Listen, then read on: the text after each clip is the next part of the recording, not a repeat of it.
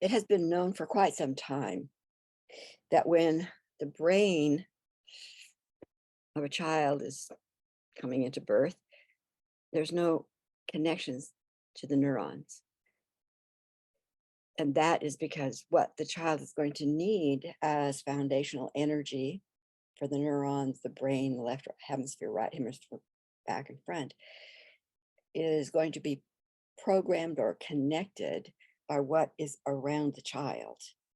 So life is safe, life is not safe. I have to be on guard. I can trust men, I can trust my women. All of that becomes part of the neurological connections in the brain. That happens in car accidents or places where the brain gets traumatized or gets shaken in some way. The neurons disconnect. And then part of the healing process is to get those neurons to connect again around that which is healthy going forward. When a child, same for everybody, but when, let's say, a brain in a child who perceives or is in actual abuse or neglect or fear or terror, real or imagined, those neurons that the brain has started to build disconnect. Maybe not all of them, but some of them. And then pretty soon we have what has been termed in working with kids broken brains. So their thinking process doesn't work well. Their empathy doesn't exist. They have no conscience, it seems, because there's no connections that automatically say, this is life, this is my life, this is how it works. There's some automatic, the neurological responses. We have all, for the past 3+ years, especially during COVID, all around the world, very few have escaped sense of fear, terror, worry, hopelessness. So just assume you are walking around with a broken brain. Why are people shooting at you willy-nilly?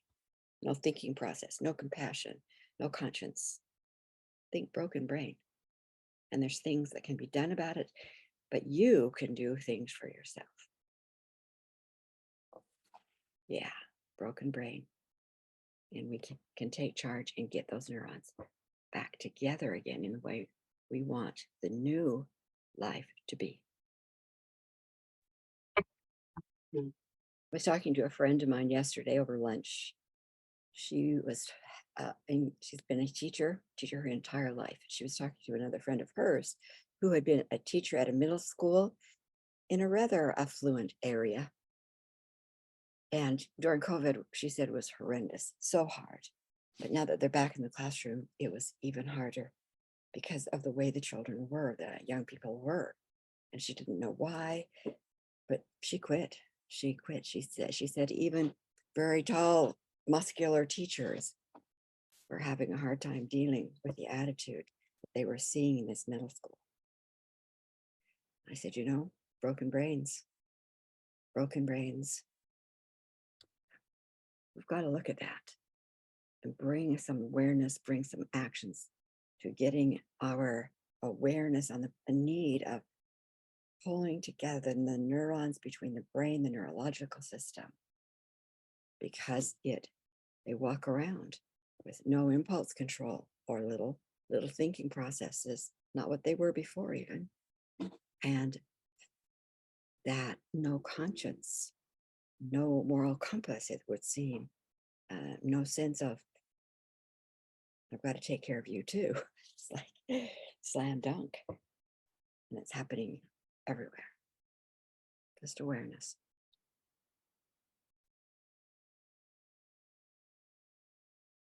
So, what do you do considering that your brain may be in a kind of a broken state, not stable, neurons not connected like you had assumed they would be? Well, for one thing, say, yay, unplug from what was normalized, which is maybe not what you want anymore. But going forward, what do you want your brain, the neurological system? What do you want to be have as kind of automatic? That's where you look at this. What do I value? What is the qualities I want to be expressing? Where's my feet going to be? So I'm a presence of what are those values? And the communities I live within, what are those values? The relationships that I have are, what are they? You start to design your world with consciousness, with choice. And you do that through, I use reality statements and reality shifts. Links on a webpage that you'll see with this video. But then the really important part is then to use brain connectives processes.